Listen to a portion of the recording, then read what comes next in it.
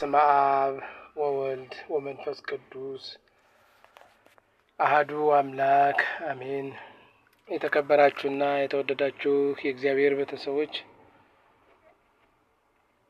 የእናታችን የእመቤታችን የቅድስተ ቅዱሳን የንጽሕተ ንጹሐን የድንግል ማርያም የአስራትና የቃል ኪዳን ልጆች ሁላችሁም በእግዚአብሔር ፍጹም ሰላም እንደምሰነበታችሁ ለቸርነቱ ወሰን ደንበር የሌለው ልዑል አምላካችን እግዚአብሔር ከማንኛውም ክፉ ነገር ሁሉ ጠብቆ በእድሜያችን ላይ እድሜ ጨምሮ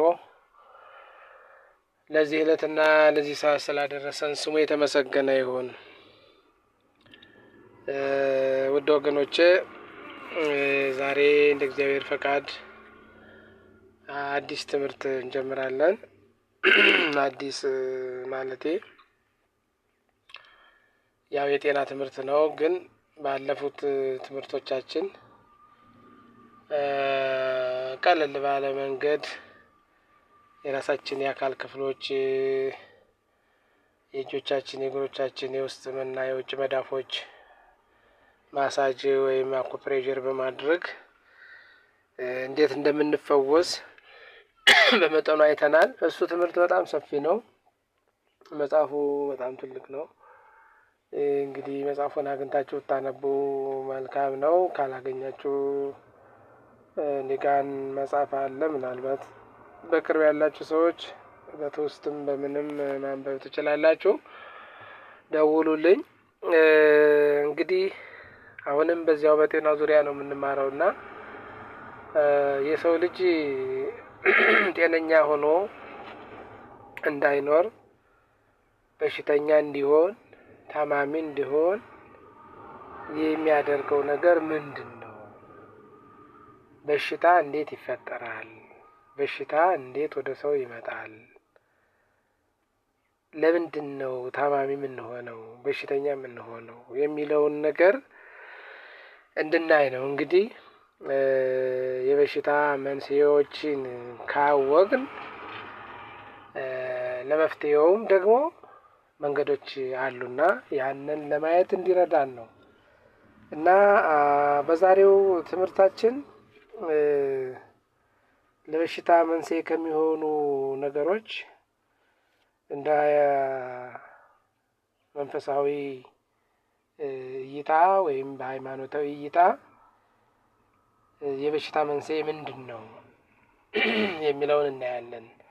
እንግዲህ በሳይንሱ የበሽታ መንስኤ ምን ምን እንደሆኑ የሚያትትበት አተት አለው። ለምሳሌ በባክቴሪያ፣ በቫይረስ፣ በፈንገስ ምናምን የሚሉት ነገር አለ። በሃይማኖት ግን በመንፈሳዊ እይታ ግን ለበሽታ መንስኤ የሚሆኑ ነገሮች ምን ምን እንደሆኑ ቅዱስ መጽሐፍ ይነግረናል እና ከሱ መነሻነት እንነሳለን። እንግዲህ የበሽታውን መንስኤ ካወቅን መፍትሄው ምንድን ነው፣ መዳኛው መፈወሻው ምንድን ነው የሚለውንም ለማየት እንዲያመቸን ማለት ነው።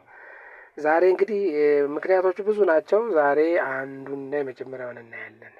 ለምሳሌ የሰው ልጅ በሽታ እንዲፈጠርበት ታማሚ የደዌ ማደሪያ የህማም የበሽታ ማደሪያ እንዲሆን የሚያደርገው ነገር ምንድን ነው? በመጀመሪያ ደረጃ ሰው በሽተኛ እንዲሆን የሚያደርገው ኃጢአት ነው። በኃጢአት ምክንያት ሰው በሽተኛ ይሆናል። ኃጢአት ሲሰራ ሰው ለህማም፣ ለበሽታ፣ ለደዌ ተላልፎ ይሰጣል። እንግዲህ የመጀመሪያውን ሰው አዳምን ስንመለከት ይህንኑ ይነግረናል። በኃጢአት ምክንያት በሽታ ወደ ዓለም ገብቷል፣ ወደ ሰው ገብቷል እና አዳም ሲበድል ኃጢአት ሲሰራ ወዲያውኑ ለተለያየ ነገር ተዳርጓል። ለፍርሃት፣ ለጭንቀት፣ ለተለያየ ስቃይ እንደተዳረገ ተላልፎ እንደተሰጠ ቅዱስ መጽሐፍ ይነግረናል። ለምሳሌ ዘፍጥረት ምዕራፍ 3 ቁጥር 10 አሁንም ዘፍጥረት 16:17 ኦሪት ዘፍጥረት አሁንም 4:13 ላይ ስናነብ የኃጢአት ውጤት ምን መሆኑን እዚያ ላይ ገልጾልናል።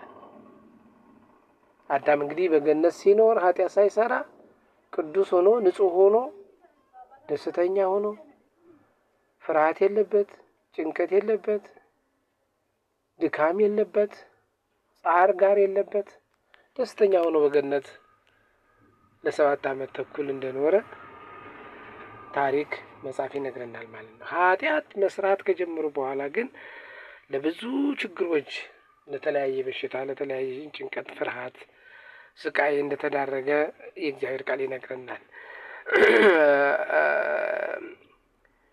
እግዚአብሔር ሰዎች እግዚአብሔርን ሲከተሉ እግዚአብሔርን ሲያመልኩ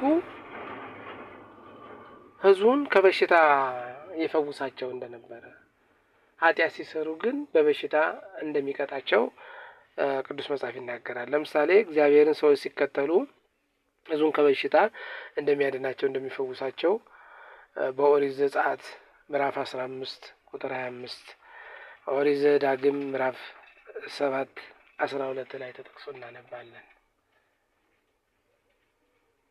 ሰዎች እግዚአብሔርን ሲያመልኩ እግዚአብሔርን ሲከተሉ በቅድስና በንጽህና በመልካም ስራ ሲኖሩ እግዚአብሔር ፈዋሻቸው አዳኛቸው እንደሆነ ህመም ወደ እነሱ እንዳይቀርብ ህመም እንኳን ቢያገኛቸው ሊፈውሳቸው እንደሚችል ፈዋሻቸው አዳኛቸው እሱ እንደሆነ ይገልጽልናል ማለት ነው። በሌላ መልኩ እግዚአብሔርን በማይታዘዝ ህዝብ ከትእዛዘ እግዚአብሔር ውጭ ከአምልኮተ እግዚአብሔር ውጭ ክፋትን፣ ተንኮልን፣ ኃጢአትን በወንድሙ በወገኑ በእግዚአብሔር ላይ የሚሰራ ሰው ደግሞ ለበሽታ ተላልፎ እንደሚሰጥ በሽተኛ እንደሚሆን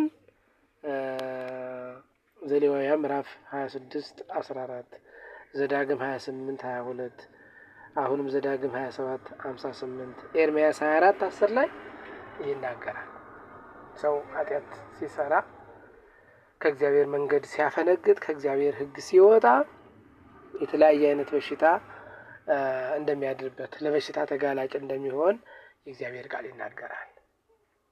ሰው እንግዲህ በኃጢአቱ በክፋቱ የሚያመጣው ነገር ነው። ኃጢአት ማለት በሽታ።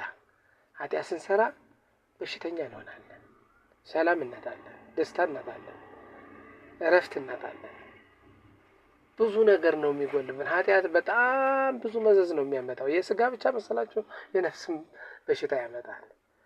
ሰው ኃጢአት ሲሰራ በስጋውም በሽተኛ ነው፣ በነፍሱም በሽተኛ ነው ማለት ነው። ለምሳሌ ያን እንደ ማሳያ የተገለጹ ሰዎች አሉ። ኃጢአት መስራታቸው በስጋቸው የተቀጡ ሰዎች እናያለን።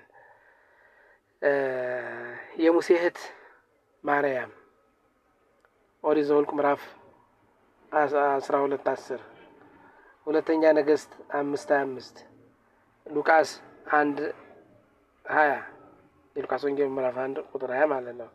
የሐዋርያት ሥራ ምዕራፍ 13 ቁጥር 11 ላይ እነዚህን ጥቅሶች ስናነብ የኃጢአት ውጤት ምን እንደሆነ ኃጢአት ያመጣው መዘዝ። ለምሳሌ ማርያም የሙሴ እህት በሐሜት ኃጢአት ስትወድቅ ወዲያውኑ ሰውነቷ ላይ ለምጽ ነው የወጣባት። የለምጽ በሽተኛ ነው የሆነችው። ሁለተኛ ነገሥት 5:25 ላይም ግያዝ ምን እንደደረሰበት አንብቡት። ሉቃስ 1:20 ላይም ዘካርያስ የዮሐንስ አባት ዘካርያስ የመላኩን ቃል ባለመቀበሉ መላኩ ገስጾታል። አለማመን ኃጢአት ነው። ስለተጠራጠረ ዲዳ ትሆናለህ አለው።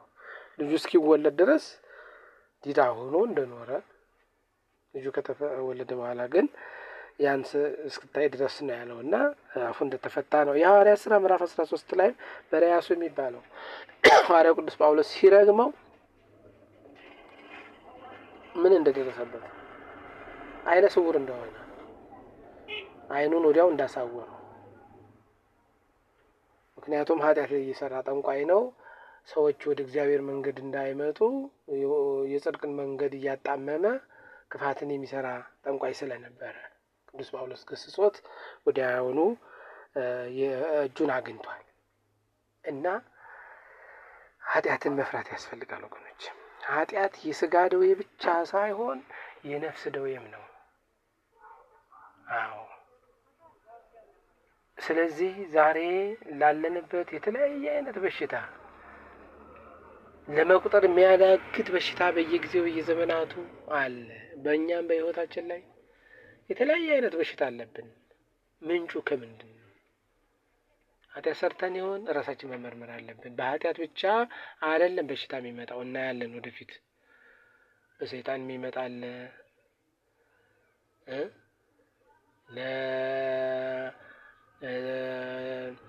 ለምንድነው የእግዚአብሔር ስራ እንዲገለጽ የሚመጣ አለ፣ ዘሴት የሚባል አለ።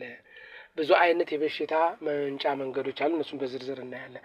ዛሬ ግን በኃጢአት ምክንያትም በሽታ ሊከሰት እንደሚችል፣ ጤነኛ የነበረ ሰው ኃጢአት ሲሰራ ቀጥታ እንደነ ማርያም፣ እንደነ ገያዝ፣ እንደነ በርያሱ፣ እንደነ ዘካርያስ ታማሚ ሊሆን እንደሚችል፣ አይነ ስውር ሊሆን እንደሚችል፣ ዲዳ ሊሆን እንደሚችል፣ በተለያየ ቁስል በተለያየ ደዌ ሊመታ እንደሚችል የእግዚአብሔር ቃል ይናገራል።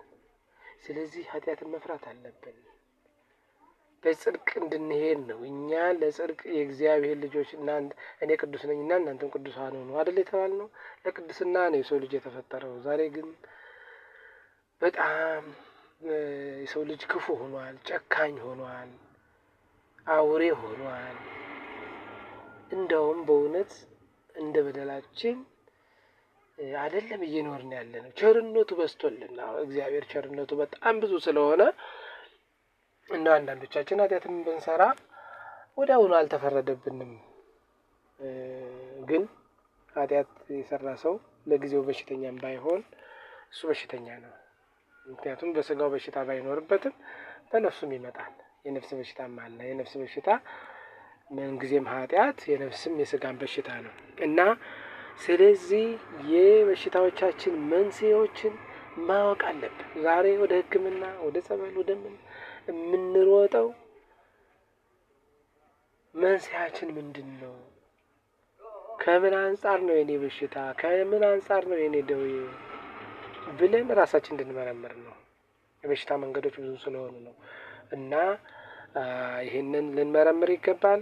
መንስኤውን ካወቅን መፍትሄውን ደግሞ እግዚአብሔር አስቀምጦልናል። ሰው በሽተኛ ሲሆን በምን መፈወስ እንደሚችል አሁንም የፈውሱን መንገድ እግዚአብሔር ያሳየናል። የበሽታውን መንገድ እየነገረን ነው፣ የመፍትሄውን መንገድ እግዚአብሔር ይነግረናል እና ስለዚህ ይህንን በሰፊው እንማራለን። ተከታተሉ። ይህን ቪዲዮ ለሌሎች ሼር አድርጉት፣ ይማሩበት፣ ይወቁበት፣ ራሳቸውን ይጠብቁበት ለማለት ያህል ነው። ለዛሬው በዚሁ ይበቃናል። ቀጣዩን በቀጣይ እናያለን። ወስብሐት ለእግዚአብሔር ወለወላዲቱ ድንግል ወለመስቀሉ ክቡር። ይቆየን።